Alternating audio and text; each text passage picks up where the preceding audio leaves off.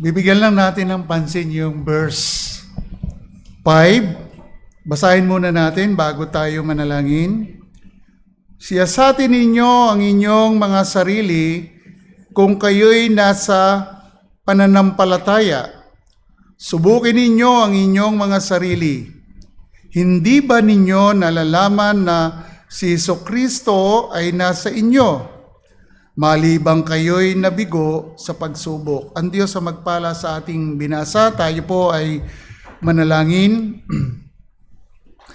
Muli po, aming Ama, lumalapit kami sa inyo na may pagpapakumbabang puso at pananampalataya sa pangalan ni Kristo na aming tagapagligtas, na kami po ay humihingi sa inyo ng patnubay sa inyong Espiritu na ang aming tatalakayin ngayong hapon ay lubos naming maunawaan at patuloy din naming mataya ang aming mga pananampalataya at pakikipag-ugnayan sa inyo o bilang kami ay na kay Kristo Jesus na aming Panginoon. Hayaan po ninyo na mas lubos namin itong maunawaan, makita namin ang aming mga sarili o masuri namin ang aming mga sarili sa panahon na inaaral po namin ang talatang ito. Pangunahan nyo kami, Ama, at kayo po ang siyang maluwalhati, maitaas sa hapong ito. Ito po ang aming dalangin sa pangalan ni Jesus. Amen. Mga kapatid, sa panahon natin, napakaraming fake news. Kumbaga, ang iba, magkaroon lang ng content, dumami ang views, kahit minsan hindi totoo ay ginagawa po. Tama po ba? So, kailangan nating masusing alamin kung totoo ang mga bagay na yon. Hindi tayo basta naniniwala. Ako nga po ay merong sinusubaybayan, tinitingnan ko kung talagang totoo po yun. Kasi, kumbaga sa condition ko, parang natitempt ako na umorder ng I think yung Opcumen Pro. Ang problema, hindi natin matiyak kung talagang totoo yun. Kasi ang daming ino-offer. So maliwanag na kailangan nating alamin ang totoo. Kahit po ang 1,000 pesos, kung papaano natin malalaman kung ito ba ay fake o hindi. Kasi may mga fake talaga na pera eh. Ngayon, ano ang kailangan mong gawin? Ano ang kailangan mong masusing pagsusuri? Kailangan meron kang batayan para malaman mo kung fake o hindi. Yung isang bagay tulad ng 1,000. Ano yung pwede nating maging batayan? Naalala ko, para daw malaman natin kung ano yung fake at hindi, kailangan alam mo yung totoo. Kasi napakahirap na basta nakita mo lang yung isang, yung pera, pag hindi mo alam yung totoo, hindi mo malalaman kung fake yun o totoo yun, bagay na yun. Ganon din po sa ating pananampalataya. Kailangan din natin itong masuri. Ito ba ay totoo o hindi? Kasi marami nagsasabi na may pananampalataya, pero ang tanong, totoo ba ito o hindi? So mga kapatid, sa buhay natin bilang mananampalataya, araw-araw dapat may pagsusuri sa ating buhay, pananampalataya. Ito ba ay nagbubunga o hindi? Maraming nagpapahayag ng pananampalataya o napakaraming mga relihiyon. Big question po ito. Ito ba ay nagbubunga ng mabubuting gawa o nakikita ba sa buhay ang tunay na pagbabago? O yung nagsasabing napakaraming relihiyon, sa tingin nila ay maililigtas sila ng mga relihiyon na yon. Yung ba ay totoo? Ang sabi ng ating talata ayon kay Apostol Pablo, 2 Corinthians chapter 13 verse 5, examine yourself to see whether you are in the faith. Test yourself. Or do you not realize this about yourself?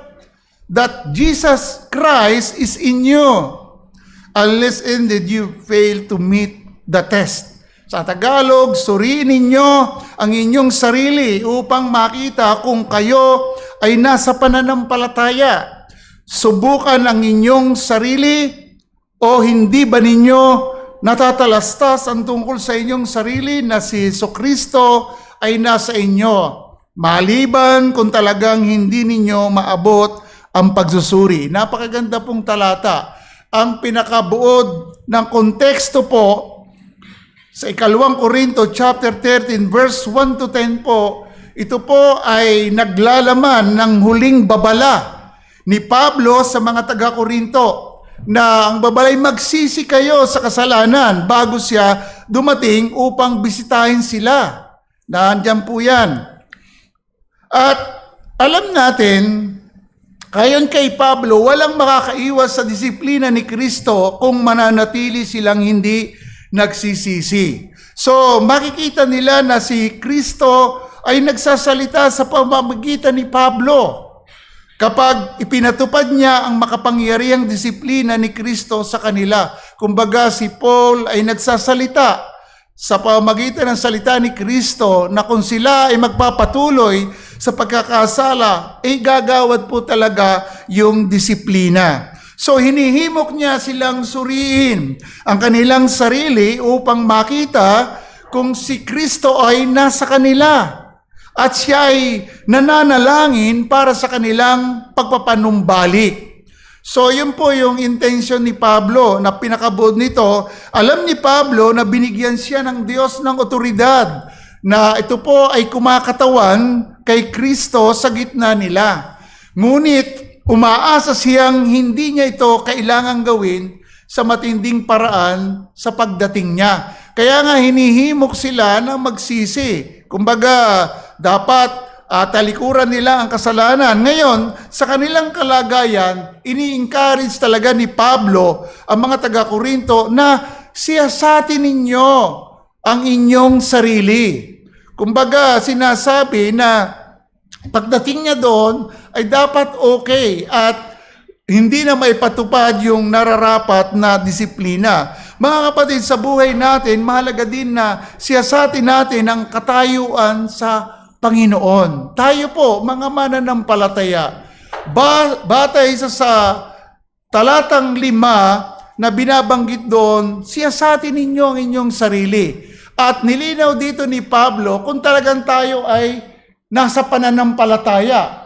At nililinaw ni Pablo na patanong, hindi ba ganyo nalalaman na sinasabi ni Pablo bilang mananampalataya at ganun din sa atin, hindi ba nyo nalalaman na si Kristo ay nasa inyo? So ngayon, kung susuriin natin ang ating buhay pananampalataya, anong mayroon sa ating pananampalataya bilang Kristiyano? O anong mayroon na tayo ay nakaugnay kay Kristo? Ang tanong doon, paano nasasalamin sa ating buhay yung ating katayuan sa harapan ng Diyos? So, ang layunin ng pagsusuri sa sarili ay upang makita kung tayo nga ay nasa pananampalataya, sa tamang pananampalataya. Ibig sabihin, kung tinanggap natin ang katotohanan ng Diyos, pinaniniwalaan natin ito kasi tinanggap natin Pinaniniwalaan natin ito at sinusunod ito. Kung tayo'y tunay na Kristiyano o Kristiyano sa pangalan lang. Kasi maraming Kristiyano ngayon sa pangalan lang. Lalo na bansang Pilipinas, tinaguri ang mga Kristiyano. So mga kapatid, ang topic po natin ngayon, examine ourselves. May examine po natin ang sarili natin. Kumbaga, tayo at ang Diyos ang nakakaalam sa ating pananampalataya, gaya ng ating devotion kanina, na napakalaking bagay na tayo po ay lumago sa kaalaman sa biyaya ng Diyos at kay Kristo Jesus. Kaya ang mensahe ko po ngayong hapon, sa topic natin, examine ourselves, ang mensahe natin, pinakabod na mensahe, ang pagsusuri ay napakahalaga, lalo sa ating mga mananampalataya, dahil hindi pa tayo ganap sa harapan ng Diyos. Lahat tayo ay nagkakamali. Lahat tayo ay nakagagawa ng mga bagay na hindi po nakalulugod sa Diyos. Kaya ang pagsusuri ay napakahalaga, lalo sa buhay pananampalataya. Dahil hindi pa nga po tayo ganap. So may dalawa tayong puntos na pag-uusapan. Ang pagsusuri sa ating sarili ay hindi sa ating paraan. Paano kaya ito? Ang ating pagsusuri ay hindi sa ating paraan. Ang pagsusuri sa ating sarili ay hindi sa ating paraan. Yun ang una. Pangalawa, masusuri sa bunga na nakaugnay kay Kristo. Kasi binanggit ng ating talata, mga kapatid, napakalinaw na binabanggit, gusto kong ulitin, siyasatin ninyo ang inyong mga sarili kung kayo'y nasa pananampalataya. Kumbaga, inuugnay ni Pablo, kasi may problema dito sa Korinto, inuugnay niya doon sa pananampalataya. At nilinaw ni Pablo dito sa talatang 5, ikalawa, yung B, subukin ninyo ang inyong mga sarili. I-test nyo inyong sarili. Paano iti-test? Talaga bang nasa inyo si Kristo? Nakaugnay ba talaga kayo kay Kristo? Parang gano'n ang sinasabi ni Pablo. So ngayon, ang pagsusuri sa ating sarili ay hindi sa ating paraan. Ang sabi ng talata natin, suriin kung tayo ay nasa pananampalataya. Ang tanong ko nga po, tayo nga ba ay nasa tunay na pananampalataya? Ayun po yung ating alamin. Ang 2 Corinthians verse 5 ng chapter 13, si Pablo po dito ay nag-i-encourage sa mga mananampalataya na regular. Pag sinabing regular, palagi, kumbaga, nakapix na yun. Regular mong gagawin. Kung nagtatrabaho ka daily, regular kang daily na nagtatrabaho. Regular na suriin ang kanilang pananampalataya at pagsunod yung ating pananampalataya. Magkaugnay yung pananampalataya at pagsunod. Kasi kung ikaw may pananampalataya sa Diyos, dapat nandoon kalakip ang pagsunod. Kaya suriin ang ating pananampalataya at pagsunod. Mga kapatid, ibig sabihin po, ito ay hindi para alamin kung sila ay ligtas na. Hindi po yun ang usapin natin. Kasi ang taga-Korinto ay church po ito. Mga mananampalataya. So ang isyo, hindi natin susuriin ang kalagayan natin sa harapan ng Diyos kung tayo ay ligtas. Sila ba ay ligtas? Ligtas na, kundi upang lumago sa spiritual maturity at tiyaking ang kanilang buhay ay sumasalamin. Saan po sumasalamin? Sa kanilang sinasabing pananampalataya kay Kristo. Ganun nga ba? Yung paglago sa spiritual maturity, tiyakin talaga, isure mo talaga na ang buhay natin ay sumasalamin sa pinapahayag nating pananampalataya. So magandang bagay po yun, mga kapatid. So dinidiin po dito na ang tunay na pananampalataya ay nagbubunga ng mabuting bunga. Malinaw po yun. Hindi pwedeng ang daming proud na mga tao na sila daw po ay may pananampalataya sa Diyos. At pinanalandakan nila, alam mo, pinagpapala kami. Ito nga, maunlad ang buhay namin. Kaya lang, maunlad ang buhay, pero liko yung pamumuhay na hindi angkop sa sinasabi ng nilang pananampalataya. Kasi pag mayroong tunay na pananampalataya, magbubunga talaga ito ng mabuting gawa. Ang mabuting gawa equals holiness. Yung bunga ng banal na espiritu na pinakita na doon sa Galatia. So, at ang pagsusuri sa sarili, ito po ay tumutulong sa mga mananampalataya na matukoy. Alin po yung matutukoy? Ang area kung saan kailangan nilang lumago sa pagsunod sa salita ng Diyos. Tayo po, nasusuri ba natin ang sarili natin? Saan pa nga ba ako kailangang lumago sa salita ng Diyos? Kasi may mga area po yun eh. Halimbawa, sa mga pangit na karakter. Kanina, pinreach ni Deacon Edmond na patayin ninyo ang makalupang bagay. Inisa-isa doon sa Colossus chapter 3 verse 5. Ang makalupang bagay ay hindi po ito paglago sa pagsunod sa salita ng Diyos. Ano yung makabagay? Kasi yung mula verse 1 na sinabi ni Deacon Edmond kanina, kung talagang kayo binuhay na kalakip ni Kristo, isipin ninyo mga bagay na nasa langit at hindi yung mga bagay sa lupa. Ano yung mga bagay sa lupa? Verse 5, kasalanan. Isa-isa po yun na binanggit doon. So ang pagsusuri po ay hindi sa pamagitan ng pagsisikap na tingnan ang ating sariling mga puso upang makita kung ano ang nasa loob nito. Pero nililinaw po ang pinag-uusapan natin, yung tunay na pananampalataya kasi ang sabi ng ating talata, suriin ninyo kung kayo ay nasa pananampalataya. So maliwanag na dapat masuri natin ano ba ang bunga ng ating pananampalataya. At matitiyak natin ito na kailangan nating lumago sa pagsunod sa salita ng Diyos. Lumago, pag sinabing lumago, pinag-usapan na yan kanina. So mga kapatid, kung gagawin natin yon ay makikita lamang natin, kumbaga kung magsisikap tayo na sa ating paraan, kasi ang ating pinupunto ay ang pagsusuri sa ating sarili ay hindi sa paraan natin. Kung sa ating paraan, ano yung makikita sa ating sarili? Maliwanag po ang sinabi ni Apostol Pablo sa taga-Roma na kung susuriin natin ang ating sarili sa ating paraan, ano yung makikita sa ating sarili? Ang sabi ni Pablo sa Roma chapter 7 verse 18 to and 21, ang sabi po dito, sapagkat nalalaman ko na sa akin, sa makatuwid ay sa aking laman, ay hindi tumitira ang anumang bagay na mabuti sa sarili. Kaya nga, hindi po sa paraan natin Kung ang pagsusuri sa ating sarili ay sa paraan natin, walang iba tayong makikita, kundi kung ano tayo sa laman. Yung tumitira sa atin ay hindi mabuti.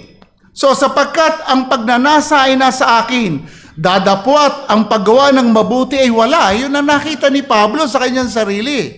So, kaya nga, nasumpungan ko ang isang kautusan na kung ibig kong gumawa ng mabuti, ang masama ay nasa akin. Yun ang struggle ni Paul bilang Kristiyano. Ganon din tayo Ngayon, kung ang gagamitin nating sukatan o titest natin ang sarili sa paraan natin, magkakaroon tayo ng problema. Gaya na sinabi natin, masusuri natin yan, yung tiyak sa area ng pagsunod sa Diyos sa paanong paraan? Sa pamamagitan ng Word of God.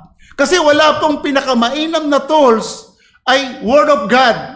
Wala pong ibang mabuting tools para lumago ang ating pananampalataya. Kung talagang tayo po ay nasa pananampalataya kay Kristo, walang ibang mabisang tools ay Word of God lang. Kasi naalala ninyo ang binanggit ng Panginoon na quotation mula Old Testament, na ang tao hindi lamang mabubuhay sa tinapay, kundi sa salita ng Diyos. Ngayon, buhay na tayo sa salita ng Diyos dahil tayo po ay nabuhay na sa kamatayang espiritual. Dahil tayo ay may pananampalataya kay Kristo at gaya ng sinabi ng ating talata na tayo ay na kay Kristo, meaning dapat ang magsusuri sa atin o para lumago tayo, magkaroon tayo ng spiritual maturity ay Word of God. Ngayon, kung ang pagbabasehan natin ng ating sarili, walang iba tayong makikita kundi tayo talaga. Ako isim. Tayo ang makikita natin sa ating sarili. So, baka naman, mga kapatid, tayo likas na mahina o makasalanan. Walang ibang masusumpungan sa pagkatao natin kundi ang kakulangan o kahinaan natin. Kaya malaking bagay na para matiyak natin kung talagang tayo nasa pananampalataya, ano ang sinasabi ng Scripture? bilang mga mananampalataya. Anong sinasabi ng Scripture? Kung sinasabi natin tayo nga ay na kay Kristo. Kasi ang linaw ng talata na sinasabi ni Pablo, siyasatin ninyo ang inyong mga sarili. Kung kayo'y nasa pananampalataya, subukin ninyo ang inyong mga sarili. Hindi ba ninyo nalalaman na si Kristo ay nasa inyo? Ang linaw. Ngayon, ang kasunod doon, malibang kayo'y nabigo sa pagsubok. Mabibigo tayo sa pagsusuri natin sa ating sarili kung hindi natin pagbabatayan ang salita ng Diyos. Ang pagsusuri po ay hindi sa pamamagitan ng ating damdamin. Bakit po? Parang ganito, mukha namang okay ako sa harapan ng Diyos. Pakiramdam ko, katabi ko ang Diyos eh. Pakiramdam ko, kasi binibless ako ng Lord. Pakiramdam ko, nagbiyaya ko papuntang Singapore. Nakaligtas ako at ako'y nakauwi. Pakiramdam ko yon. Talagang niligtas ako ng Diyos. Ang faith po ay hindi nakabatay sa pakiramdam. Maliwanag po yun. Kundi sa katotohanan ng salita ng Diyos. Alam natin, kaya tayo nakakarating o nalalampasan natin ang mga bagay na nangyayari sa atin, ang katotohanan, kasama talaga natin ang Diyos. Hindi pakiramdam. So, hindi po pwedeng gamitin ang pakiramdam kasi ang pakiramdam ay pabago-bago. At maaring maging napakahirap na katibayan ng ating espiritual na kalagayan o ang ating pananampalataya kundi nakabatay sa salita ng Diyos. So mga kapatid, walang ibang maghahayag sa atin kung ano ang laman ng ating puso kundi ang Diyos. Sa parallel verse natin, gusto kong basahin natin yung Psalms verse 1 to 6. Napakaganda nito. Kasi hindi natin pwedeng pagbatayan yung pag-evaluate sa ating sarili, sa ating paraan, kundi ang Diyos lamang. Anong sabi sa Psalms 139? Binasa kanina ng ating presider. Yung basahin natin ng 1 to 6.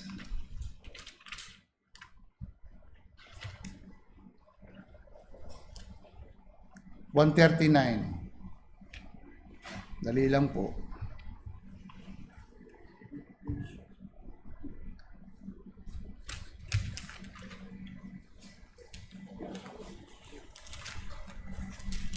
Sabi po dito, O Panginoon, siyasatin mo ako at nakilala mo ako. Iyong nalalaman kapag ako'y umupo at kapag ako'y tumatayo. Nababatid mo ang aking pag-iisip mula sa malayo.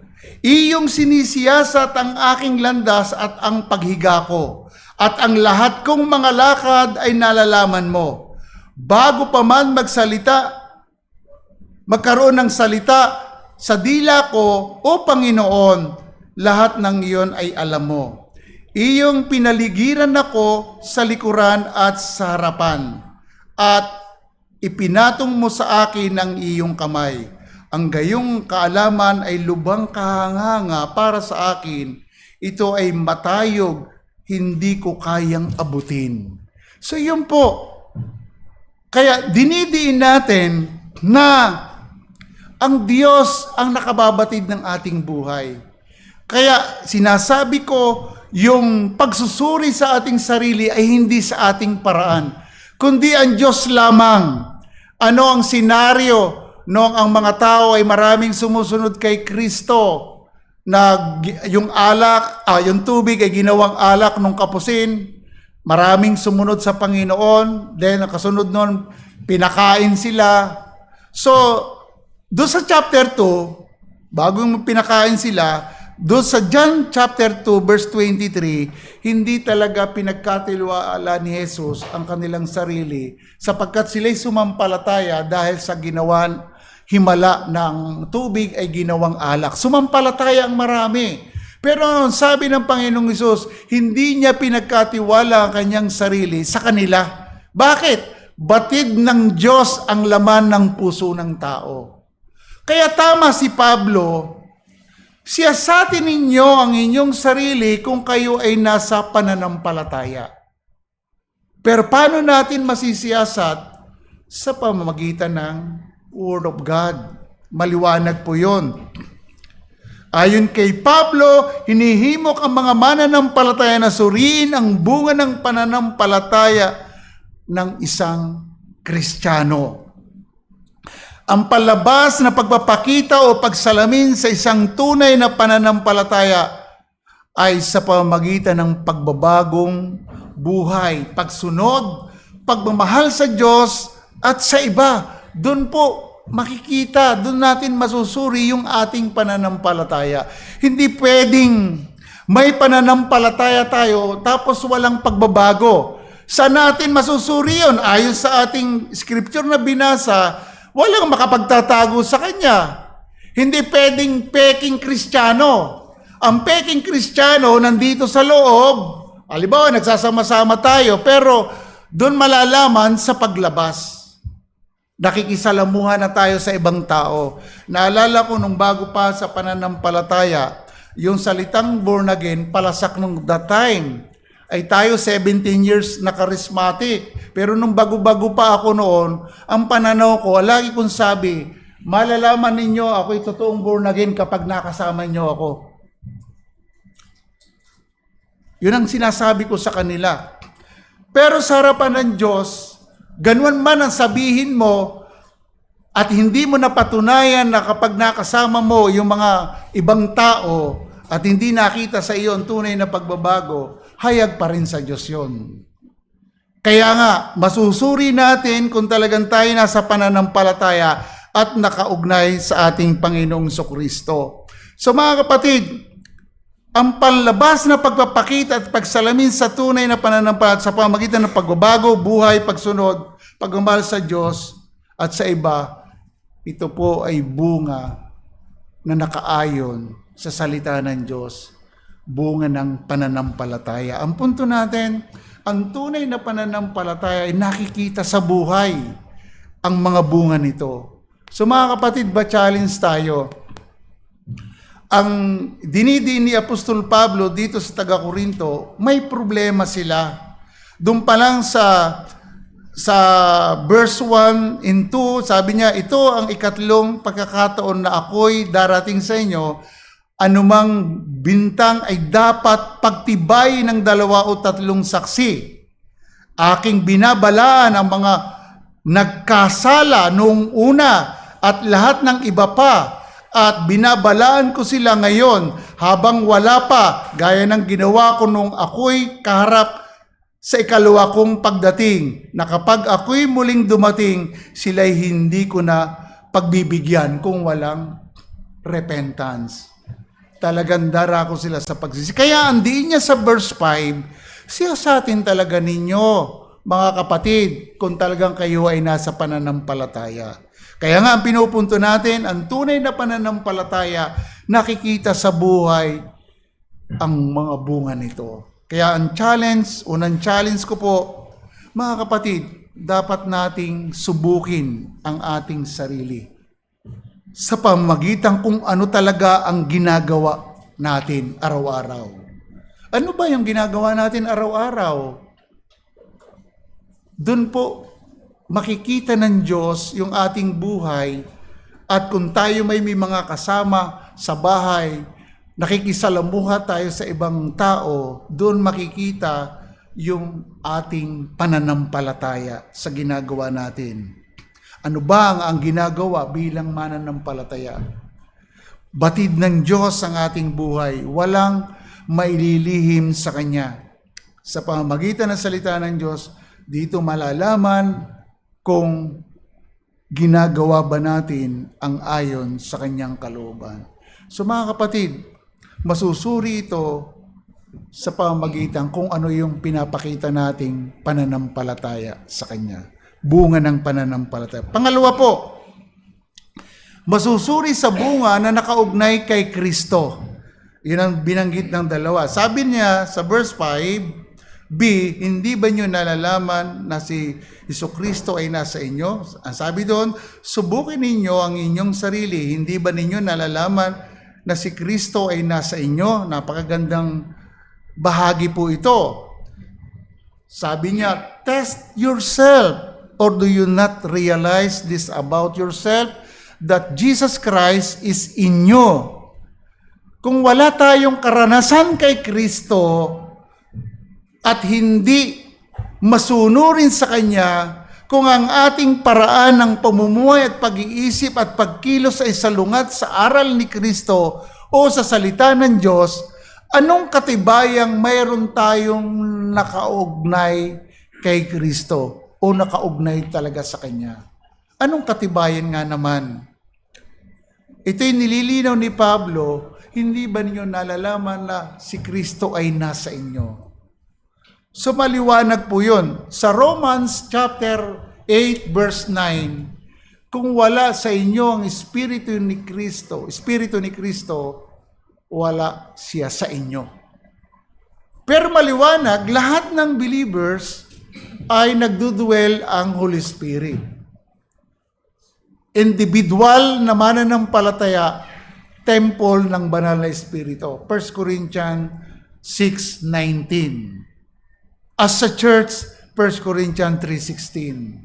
So meaning, kung nasa atin ang Espiritu ni Kristo, ito ay dapat mapatunayan, masusuri sa bunga na nakaugnay tayo kay Kristo.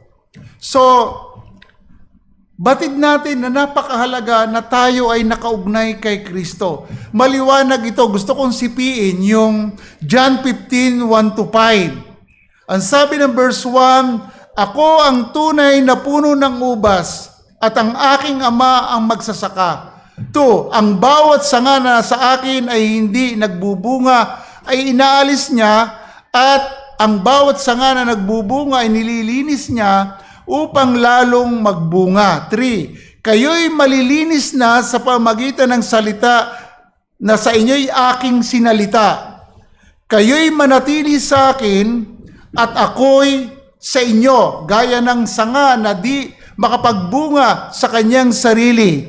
Maliban na nakakabit sa puno, gayon din naman kayo, maliban na kayo'y manatili sa akin. 5, ako ang puno ng ubas, kayo ang mga sanga. Ang nananatili sa akin at ako'y sa kanya ay siyang nagbubunga ng marami, sapagkat kung kayo'y hiwalay sa akin, wala kayong magagawa. So ang usapin, masusuri kung talagang tayo ay nakaugnay kay Kristo. Sa paanong paraan masusuri? Sa bunga pa rin. Hindi po talaga pwedeng maihiwalay ang bunga. At design ng Diyos from eternity na tayo po ay pinili na bago pa tinatag ang mundo, ang layunin ay maging walang kapintasan at maging banal sa harapan niya. Yun ang pinaka-purpose. Then sa Ephesians chapter 2, verse 2, 10, tayo ay pinakamahusay na gawa ng Diyos kay Kristo Jesus na nakalaan sa mabubuting bagay mula pa sa walang hanggan para siya nating lakaran. Mabuting gawa. Pag sinabing bunga na nakaugnay kay Kristo, ang bunga nito ay kabanalan. Pag ipinaghiwalay natin ang nakapaloob sa kabanalan, ito po ay bunga ng banal na espiritu. Kabaitan, kahinahunan, pagpipigil sa sarili at iba pang bagay na mabuti, yun po ay pamumuhay sa kabanalan. Kaya dito po sa chapter 15:1-5, ang mahalagang koneksyon sa pagitan ni Kristo, ang puno ng ubas at mga mananampalatayang mga sanga para sa espiritual na buhay at pagiging mabunga. Espiritual na buhay na nakaugnay kay Kristo, may ugnayan tayo kay Kristo, bahagi ito ng espiritual at kailangang mayroong mabungang sanga. Dinidiin dito na ang mga mananampalataya bilang bahagi ng puno ng ubas, bilang bahagi ng puno ng ubas ay hindi makapagbubunga ng hiwalay sa kanilang pagkakaisa kay Kristo. Dito, dinidiin ni Pablo, kayo ay nasa inyo si Kristo. So nakaugnay kay Kristo. Kung paano ang isang sanga ay hindi mamumunga ng mag-isa kung hiwalay talaga sa puno. Ganon po tayo. Pinapakita lang ni Pablo na kailangang siyasatin ninyo. parang nililinaw niya sa atin, kumbaga sa atin ng panahon, ako nga ba ay talagang nakaugnay kay Kristo? Ako nga ba ay nasa pananampalataya? Ako nga ba ay pinananahanan ni Kristo? Diyos po ang nakakaalam noon. Pero, masusuri po yan sa bunga. Kasi ang intensyon ng Diyos, tayo ay hindi banal. Pero mula sa walang hanggan, itinalaga na tayo ng Diyos. At sa pamagitan ni Kristo, tinawag tayo ng Ebanghelyo. Ang layunin ay upang maging banal. Alisin sa hindi pagiging banal at gawing banal sa pamamagitan ng pag-aalay ng buhay ni Kristo. Yun po ang malinaw. Kaya ang Kristiyano, tama si Pablo, dahil sabi niya, sa ikatlong pagparito ko sa inyo, dapat hindi ko na kayo bibigyan ng disiplina. Dapat patunayan ninyo na kayo talaga ay nagsisi sa nagawa ninyong kasalanan. Pero tayo po, kung talagang may pananampalataya tayo kay Kristo, nakaugnay talaga kay Kristo, inahalin tulad tayo sa isang sanga na nakaugpong sa puno ng ubas. So yun po ang malinaw. Mahalaga ang salitang manatili kay Kristo. Bakit po? Ang pangunahing tema ay mananatili. Ibig sabihin, manatili sa isang malapit. Closeness. Mahalagang kaugnayan kay Kristo. Hindi pwedeng nakaugnay ka kay Kristo na walang bunga, mabuting bunga. So ito ay hindi lamang isang pagsang-ayon sa isip. Kumbaga sinasang-ayunan ng iyong isip. So paminsan-minsang koneksyon, kundi isang tuloy-tuloy po. Tuloy-tuloy po ito. Pagpapatuloy na buhay na nakaugpong o connected in Christ. Hindi pwedeng, teka muna, sa sideline muna ako.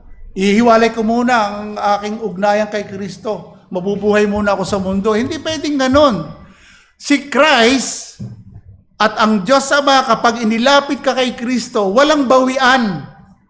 Wala pong bawian. Kundi ang pinapatunayan ng Biblia at tinuturo ng Biblia, ang mga connected kay Christ ay dapat magbunga. Yun po ang pinakamahalaga. Sa usapin ng mga bunga, ang pananatili kay Kristo ay hindi mapaghihiwalay sa pumumunga. Hindi po pwede. Ang sabi nga doon sa paghalintulad ng Panginoon sa puno ng ubas at mga sanga, yun daw nagbubunga pa, mas lalo niyang pinupuro, kumbaga nililinis pa para lalo magbunga. Ang pananatili kay Kristo, hindi nga po pwedeng paghiwalayin ang pamumunga. Ito po ay nagpapakita ng mabubuting gawa at katangian ng mga mananampalataya. Ang bunga pong ito ay hindi isang bagay na ginawa natin sa ating sarili, kundi ito po ay resulta ng buhay ni Kristo na dumadaloy po sa atin. Kaya nga, yung kanina, yung in-emphasize sa ating devotion kaninang tanghali, ay lumago tayo sa grace and the knowledge of Jesus Christ. Ano ang purpose? Ano yung pinaka-main goal? To conform sa Kanya. Matulad tayo sa Kanya. Pag sinabing matulad tayo sa Kanya, anong tutularan natin? Yung bang aura na Kanyang mukha? Hindi. Kung papaano siya nabuhay dito sa mundo hanggang kamatayan sa krus. Ang sabi ng 1 Peter, I think chapter 2, verse 21 to 23, tiniis niya lahat ng hirap, alang-alang sa inyo, at nag-iwan siya ng magandang halimbawa. Ang sabi ni John 1 John chapter 2, verse 6, kung di ako nagkakamali, ang totoong na kay Kristo dapat sumusunod sa kanyang halimbawa. Doon po tayo i-confirm kung paano nabuhay si Kristo nung siya nandito pa sa lupa. Pinahirapan siya, hindi siya gumante.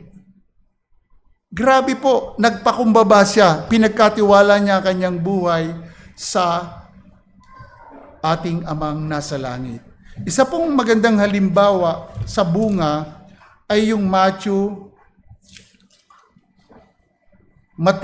chapter 7 verse 16. Basahin kong mabilis.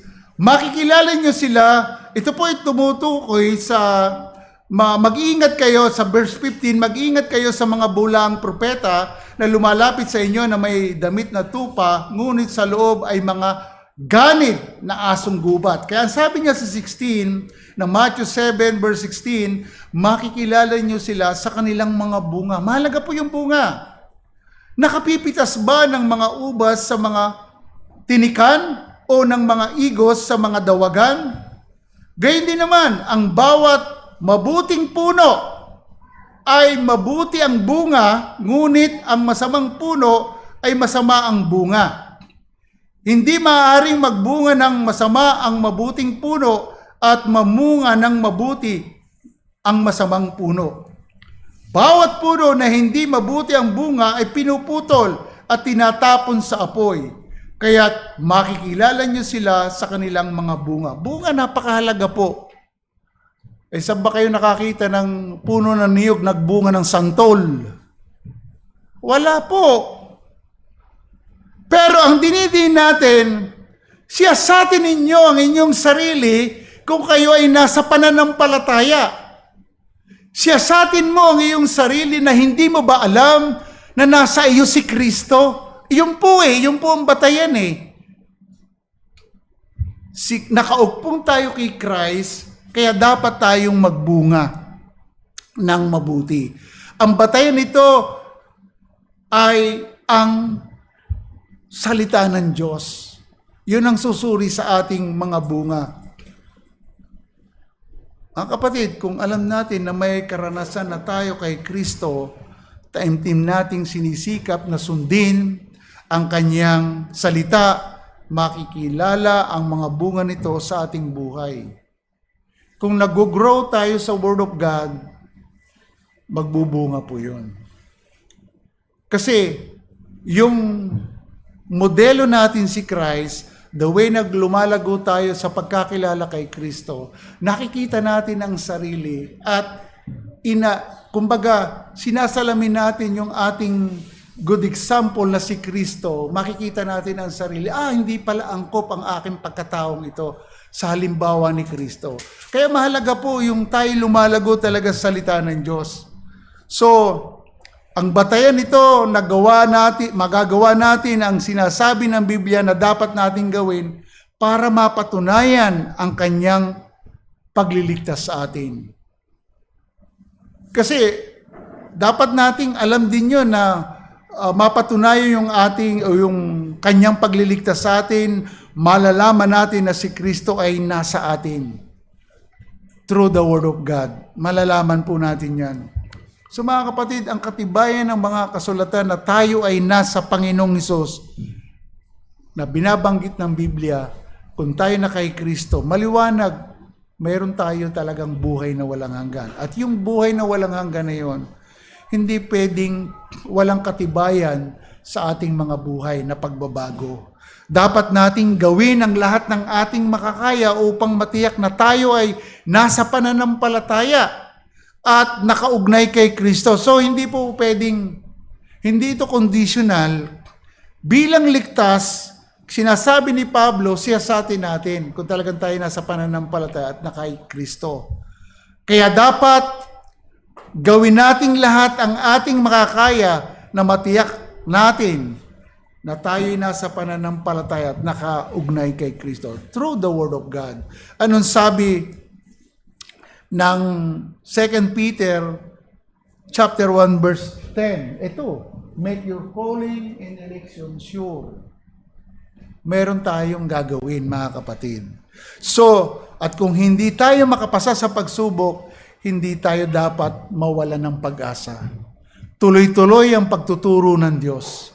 Kung hindi man natin magawa yung pag-i-evaluate sa ating sarili, parang wala lang tayo sa harapan ng Diyos, parang okay-okay lang na Kristiyano tayo. So, minsan, o kahit paminsan-minsan, o dapat gawin natin, i-evaluate natin ang ating sarili sa harapan ng Diyos. Sa halip, dapat tayong magsisi kung tayo ay mayroong, kumbaga, doon sa test na yon, hindi tayo talaga pumasa. Pagsisihan natin yon. At yon at bumaling tayo kay Kristo ng buong puso. So ang punto natin sa mga bunga mapapatunayan na tayo ay nasa Panginoong Kristo. May pananampalataya tayo kay Kristo. Kaya sa ating pagtatapos mga kapatid, a challenge. Ang sabi po ni Spurgeon, ngayon, patunayan ninyo ang inyong sarili.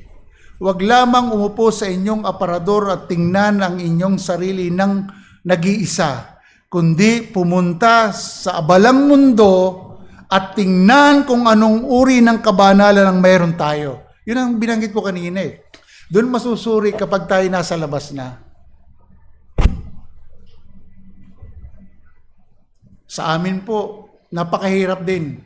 Kumbaga, kailangan kong ingatan. Kasi ang tawag lahat sa akin, pastor eh. Si pastor, paparada na sa sasakyan. Ganon, dumating na si pastor.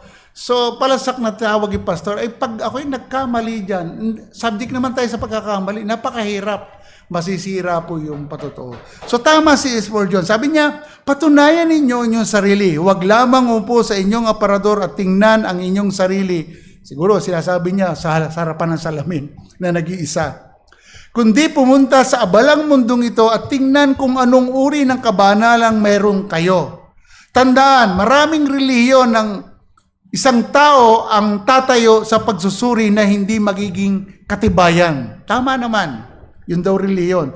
Maaari tayong umupo sa bahay at tingnan ang ating paniniwala at sabihin, bueno, sa palagay ko, mangyayari ito o magbubunga ito. Tayo nakakaalam. Kung talagang tayo nasa pananampalataya na kay Kristo, dapat ipakita natin ang bunga. Kumbaga, hayag sa ating buhay ang pagbabago ng buhay at mabuting gawa. Mga kapatid, sa buong buhay natin, dapat makita ang bunga ng ipinapahayag nating pananampalataya.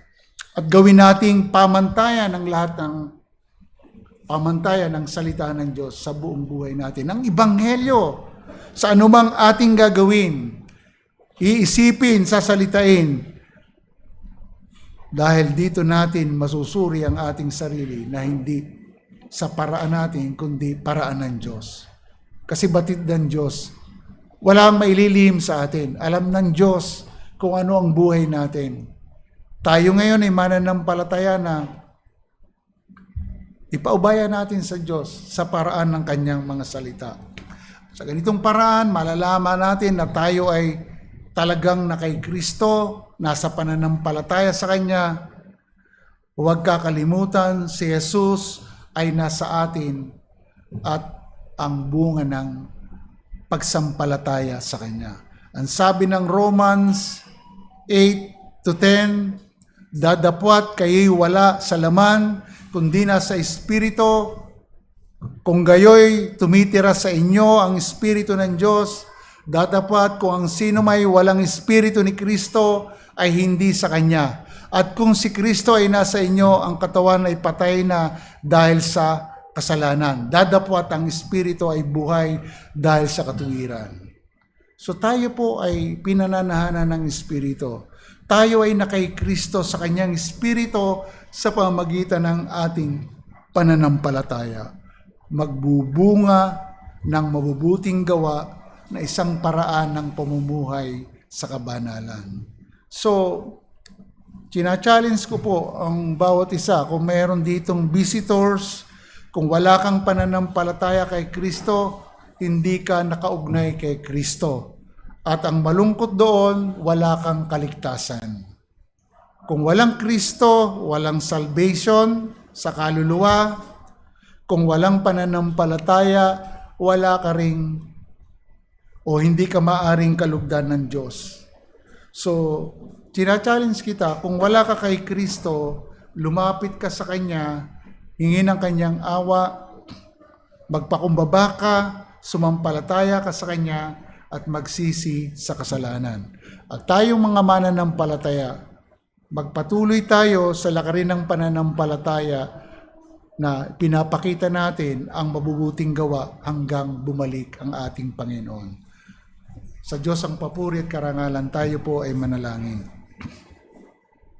Aming Ama, salamat po sa hapong ito na dapat naming suriin ang aming mga sarili hindi sa paraan namin, kundi sa paraan mo sa pamamagitan ng salita mo.